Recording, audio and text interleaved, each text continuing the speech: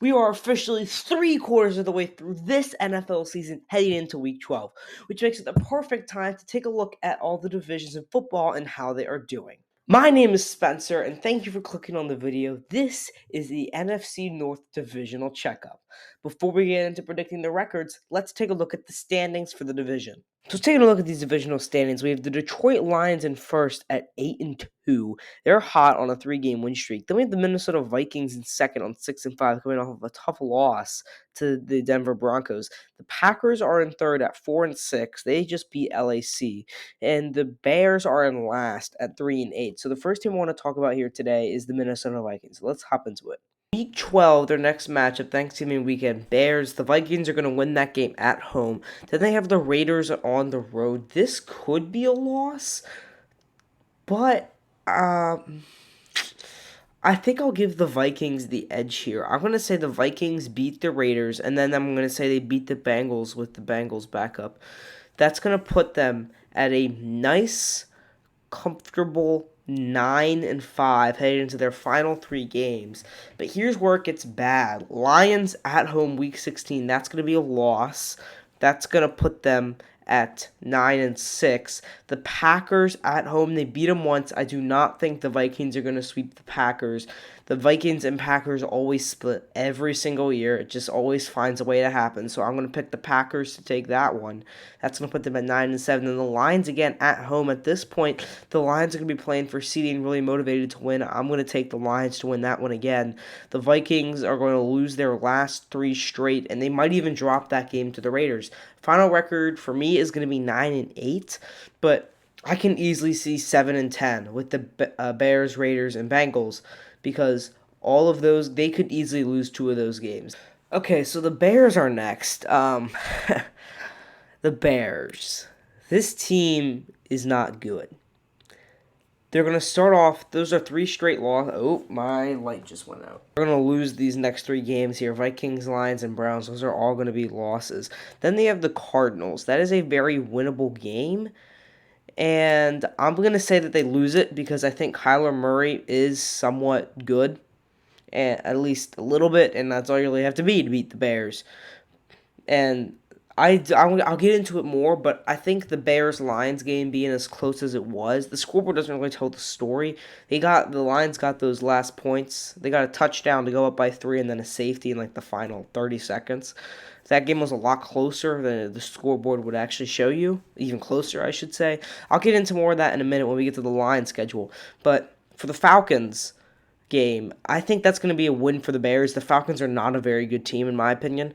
I think the Bears are going to get out of there. They're going to get a win, which would put them at 4-12, an astonishing record going into their final Week 17 game. And we all know the Packers. I don't have my I still own your shirt on. The Packers do own the Bears, so that's going to be an L. They're going to finish this season 4-13. So now we have the Green Bay Packers, and the Packers are an interesting team because they looked. So the Packers are an interesting team because they looked really bad here, losing this game. Like, I thought they were about to get hot after this big Rams win, and then their kicker cost them the game here. Also an interception, but then they won this Chargers game. This is the Thanksgiving Lions game. And the Lions, ever since, let me take a look at the Lions schedule here to show you. Ever since this Ravens game, the Ravens messed them up. 26-14 against the Raiders. They should have won that game by a lot more than that. This Chargers game, that came down to the wire. They were leading, and they blew the lead. They let the Chargers back into the game. And then this Bears game here, that should not have been nearly as close as it was. They should have won that game by 30. And for the Lions, they just haven't looked the same. I mean, yes, I know these are all 3 wins, but like a few plays go differently. Probably I'd say maybe 6 plays go differently in just these games, and these are 3 losses. That is how close these have been, and these are not great teams. These are not great teams either. This is a really bad team. This is a very mediocre team, and that was with Josh McDaniels too, which is even worse. And then you have the Chargers with Brandon Staley calling the defensive plays. You know what I mean. But if you know, you know. But the Chargers, they're not a good team. I mean, they have the talent, but they have a horrible head coach. That's the same thing with both these teams. And they let the Chargers back into the game late. If we look at the scoring by quarter, which I'm not going to pull up, but if you look at the scoring by quarter, you'll see that they really let them back into the game late, and they really shouldn't have. They were up like I think 31-17 at some point, and they let them come back, and I think they actually had a lead at some point. But then this Bears game, the Lions had to come back. They had to come back against the Bears. And this Lions team is not the same, which is why going back to this Packers schedule, I think the Packers are going to get this one in Detroit. The Lions won the first time around. The Packers are a lot better now than they were then.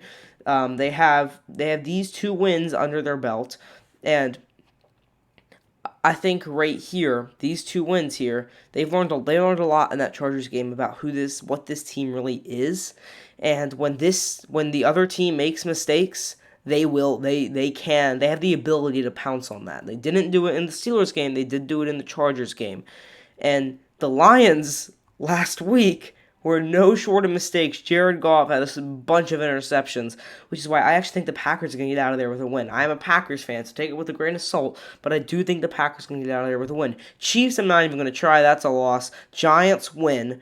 I mean, do I even need to say anything? The Giants are trash. So going into this Buccaneers game, this is going to be an absolutely monumental game for them. Going into this Buccaneers game, the Green Bay Packers, they are going to be 5-7 because we have 4-6, 5-6, 6-7. That's my bad. They're going to be 6-7, and they're going to come out of that Buccaneers game. I think they're going to come out of it with a win. I don't think Baker Mayfield is a long-term answer for the Buccaneers. I also don't think they're a very well-coached team. They're going to come out of that Buccaneers game with a win. They're going to be 7-7 for the first time since like week 2 or something. They're going to have a 500 record of 500 or better, and then they're going to actually go over 500 after beating the Panthers.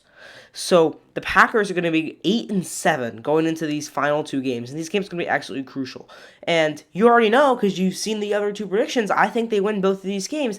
I think the Packers are going to go 10-7, and I do think that's going to be good enough for a playoff spot. Maybe I'm being a little bit overly optimistic, but I don't think this is too absurd. Detroit Lions going to finish this season. So the Packers already said that's going to be a loss. That's going to put the Lions. That's going to put the Lions at 8-3. Saints and Bears. Those are 2 wins. That's going to put them at 10-3. The Broncos. This is unfortunate because the Broncos are hot. And I think the Broncos are going to get out of that game with a win. The Saints are not very good. The Bears are not very good. The Lions are going to win both of those games. They're going to be mad after that Packers loss. Then they're going to just beat the Bears because it's the Bears. But the Broncos are hot. The Broncos, I think, are for real, and I think the Broncos might actually be able to run the table.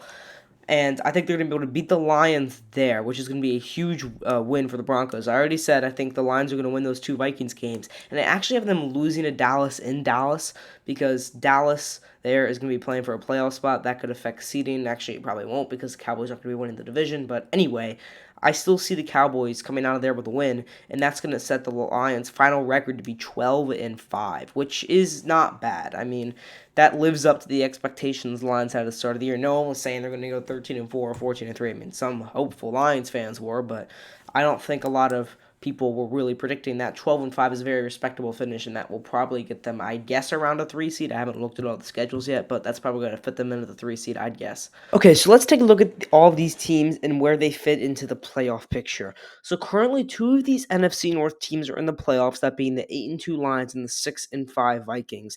The Packers sliding at the 8 seed at 4-6, and the Bears are 3-8, not even shown in my playoff picture here. So we're not even going to talk about them. Sorry, Bears fans. I'm not really sorry because I'm a Packers fan myself.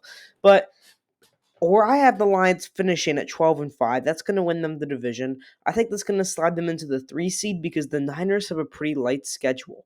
Other than Philadelphia.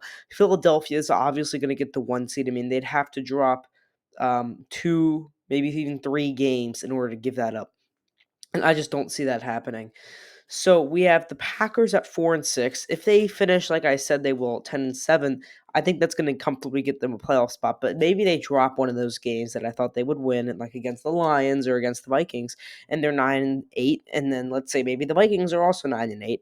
That would be very interesting to see who gets in. That would, of course, make that Vikings Packers game very, very crucial there at the end of the year in Week 17. But ultimately, I think that this is a very good playoff picture for a Vikings team that goes 9-8 because you see, I mean, the Seahawks are the 6th seed and they're 6-4. Their schedule isn't easy.